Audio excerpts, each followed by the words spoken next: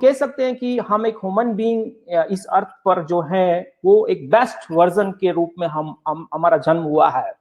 उसका एक ही रीजन है कि हमारे पास एक एक डिफरेंट चीज है जो हर एक प्राणी के पास नहीं है, वो है ब्रेन, है ना। और उस वो होते हुए भी कई बार मैं ये देखता हूं कि हम लाइफ में ये हम सब कई बार सोचते हैं कि काश हमारी जिंदगी के अंदर कुछ अच्छी लाइफ, सक्सेसफुल लाइफ बन जाती, काश हमारी लाइफ के अंदर एक एक एक एक, एक अच्छी कार में यूज करता, काश मेरी लाइफ के अंदर एक 10,000 स्क्वायर फीट के बंगलों में रहता। उसके बावजूद भी मैं देखता हूं कि क्यों नहीं हम एक ह्यूमन बीइंग, यानी कि I believe personally God has given the equal power to every human beings, यानी कि हर एक इंसान को भगवान ने एक सेम पोटेंशियल अंदर डाला है।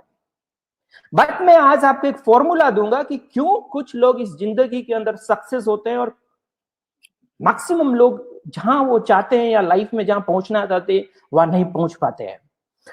ये जो वर्ड मैं यूज कर रहा हूं, काश, KASH, काश, काश मेरी जिंदगी के अंदर एक बहुत बड़ा सक्सेस मिल जाता। ये काश क्या है?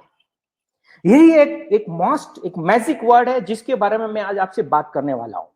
काश का डेफिनेशन एक्चुअली क्या है? फर्स्ट इज के स्टैंड फॉर नॉलेज, यानी कि नॉलेज एक पोटेंशियल पावर है। Knowledge is A wisdom, is a hidden form of wealth, मैं ये कह सकता हूं। नॉलेज हम कह सकते हैं कि it's a third eye every human being. तो knowledge is a very very potential power, यानी नॉलेज लेकर के आप आपकी जिंदगी के अंदर बहुत सारी चीजें, कॉम्पिटेंसीज बिल्ड कर सकते हैं। Knowledge is most and most important. Second is attitude. A stand for attitude. हम सबको पता है कि एटीट्यूड एक बहुत ही इंपॉर्टेंट इंग्रेडिएंट्स है लाइफ में एक सक्सेस पाने के लिए। ये एटीट्यूड किस तरीके से बिल्ड होता है? हम सबको पता है कि एक पॉजिटिव एटीट्यूड होता है, एक नेगेटिव एटीट्यूड होता है। ये एटीट्यूड किस तरीके से बिल्डअप होता है उसके बारे में मैं आज आपसे बात करने वाला हूं। एटीट्यूड्स मैं जो 12 साल के अंदर जो मेरा एक्सपीरियंस है कॉर्पोरेट वर्ल्ड के अंदर, और जितने एक टॉप मैनेजमेंट के लोगों को इंटरेक्शंस करने के बाद उनमें जो एटीट्यूड मैंने देखा है, and attitude plays a major role in your life. Attitude can break you, attitude can make you. So attitude कैसे बिल्ड होता है? एक्चुअली अगर देखा जाए तो एटीट्यूड जो है वो स्टार्ट होता है थॉट से। Thoughts, emotions, feelings and action is all about attitude. यानी कि एक नेगेटिव एटीट्यूड बिल्डअप कैसे होता है एक इंसान के अंदर, और एक पॉजिटिव एटीट्यूड बिल्डअप कैसे होता है।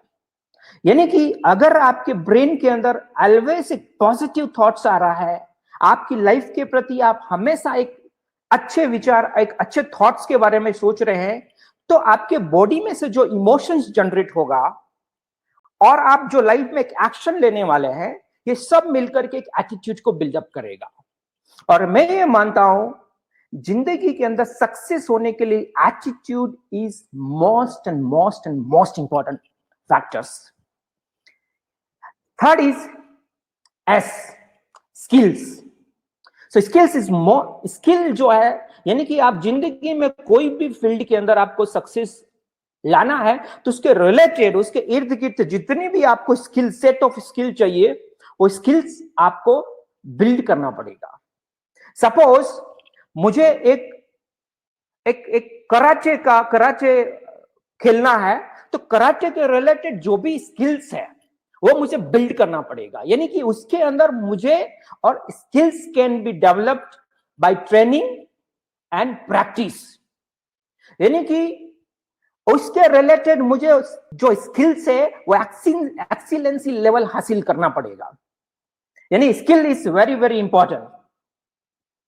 So what is skill? Great ability, knowledge, understanding that comes from training and practice. So you can develop that skills. यानी कि अगर आपको आपके सिंगर बनना है, आप कोई भी फील्ड में आपको एक्सेल करना है, उसके रिलेटेड आपको स्किल को बिल्ड करना पड़ेगा। Third is most important habit, यानी कि हैबिट एक ऐसी चीजें है, आज से तकरीबन मैंने 15 साल पहले, right now he is a country head, my boss, जब मैंने फर्स्ट ज्वाइन किया था, उन्होंने एक सेंटेंस बोला था कि successful people forms the habit by doing the things which failures don't like to do. उस टाइम मुझे समझ में नहीं आया था, वो डीपली समझ में नहीं आया था, सेंटेंस समझ में आया था। यानी कि सक्सेसफुल लोग उस तरह की आदत बनाते हैं, जो successful people forms the habit, उस तरह की आदत बनाते हैं which failure don't like to do, जो कि वो काम करते हैं जो फेलियर को वो करना पसंद नहीं है। यानी कि एक तरफ आप आपकी जिंदगी में एक सक्सेसफुल होना चाहते हैं, एक तरफ आप आपके हेल्थ को इंप्रूव करना चाहते हैं, और